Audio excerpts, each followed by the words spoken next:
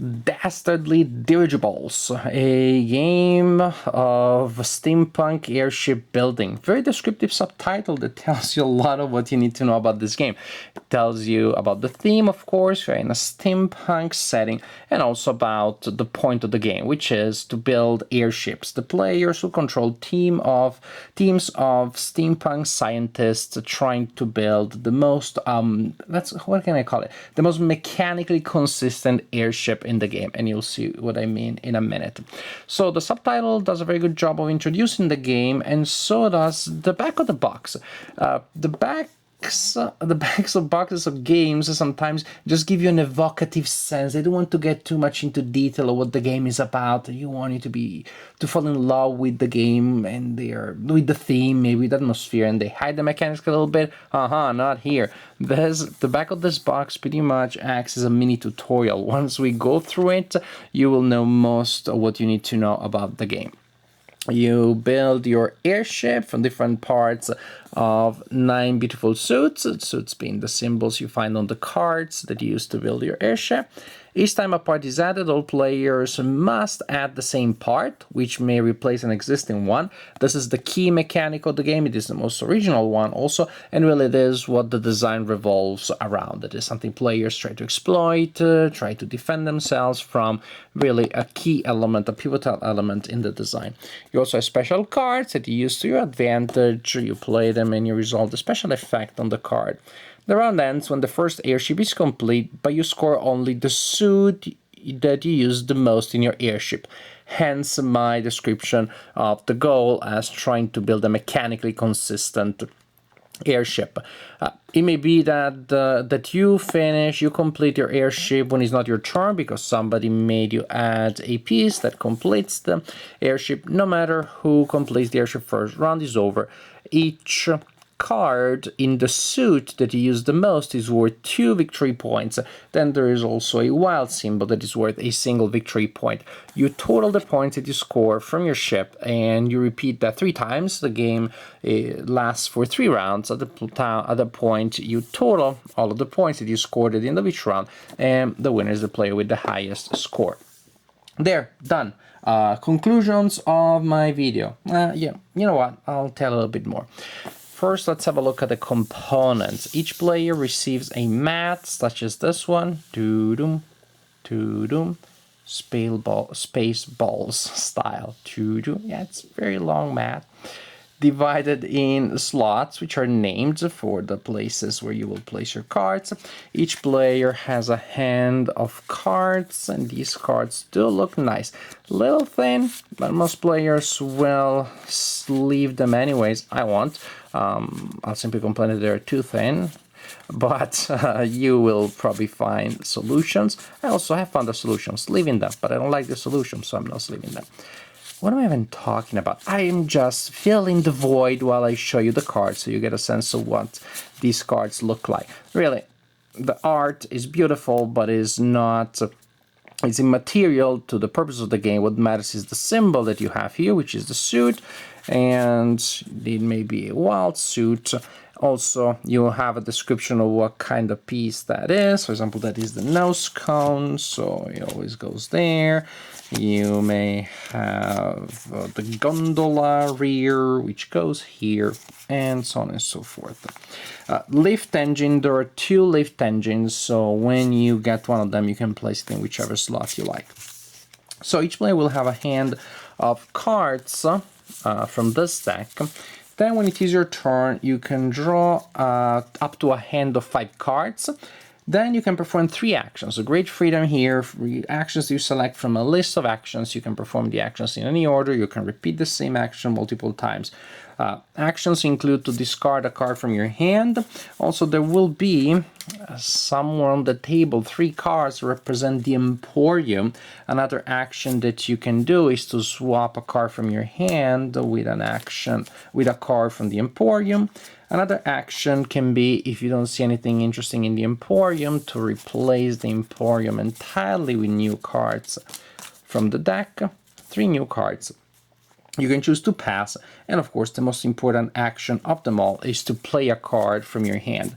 When you play a card from your hand, if it is a special card, you simply resolve the effect described on the special card. The cards have unique effects, very thematic, very neat things. And or you can play cards that represent parts of your airship, and you play them there. You play them wherever it's applies. Drive engine goes in the drive engine. As we said, the interesting thing, the very unique thing here is that when you play a piece of airship, everybody, for whatever reason, is forced to do the same, to play the same card on the airship if they have one. Yes, you need a little bit of, or a lot of honesty. Also, there's a possibility of the honest mistake. A player is not trying to cheat, but they are holding the cards like this. They simply don't look at that very well. They go through it quickly, and they overlook the fact that they do have a part that they are supposed to replace. So there are openings here for cheating, which is unpleasant, but don't ever blame the game. If you're playing with people that cheat, it's your fault. It's your responsibility to sever your ties with that kind of players. If I dare to call players people that play games and cheat. But there's also a possibility of an honest mistake, and I know that I'm pretty prone to that kind of thing. So you need players that are honest and pay attention. And I said, thematically, I have no idea what this represents. Peer pressure. Oh my gosh, he got a new nose cone. We need a new one too. Our old nose cone is so 1885. So maybe that's it. But of course, sometimes that will be a disadvantage for you because you'll be forced to replace a card that you already have that was very good for you, and you have to place a card from your hand that is not as good because it breaks like a nice consistent design that you're creating. And this is really the key mechanic of the game. The game is heavily influenced by luck. If you don't get the right cards, you don't get the right cards, that's it. You can use some game effects, but there's not really much that you can do to manipulate things. But you have 3 rounds, so is it possible that you get consistently unlucky all 3 rounds? Yes, it is. But the chances that happens are not huge. So overall, in the aggregate, it is probable that the player that understands the game best and plays better than the others will win. But luck of the draw is an element. Past luck of the draw, what you can do to influence the outcome of the game is precisely to play cards on your airship that may not, you're trying to play them so that they make sense for you, and also whenever possible, cards that the opponent already has placed that are helping the opponent, and you hope that the opponent has another card of that type in their hand. So by playing a card on your mat, you're forcing them to play a card from their hand to replace a good card that they have with a card that is less useful to them. It's a very verbose thing of explaining something that is much more intuitive and you have figured out already by yourself. You play cards in the hope that the opponent will be forced to take an action that will worsen their situation, and you do so sometimes. Ideally, you do so improving yours, and other times you play a card that is just okay for you, but possibly is damaging to the opponent.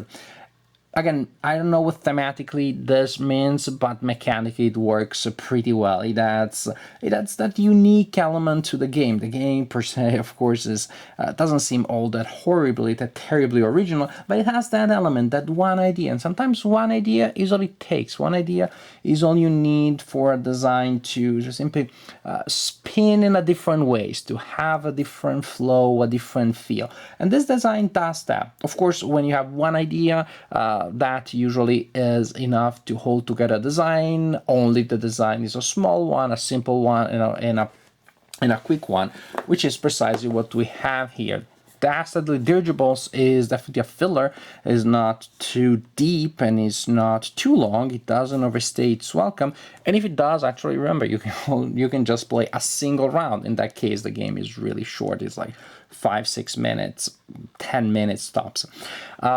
Do not overthinking. That is something that may happen if you have analysis paralysis. Think you have players that haven't really understood the design and that they think that they have much more control than they actually have.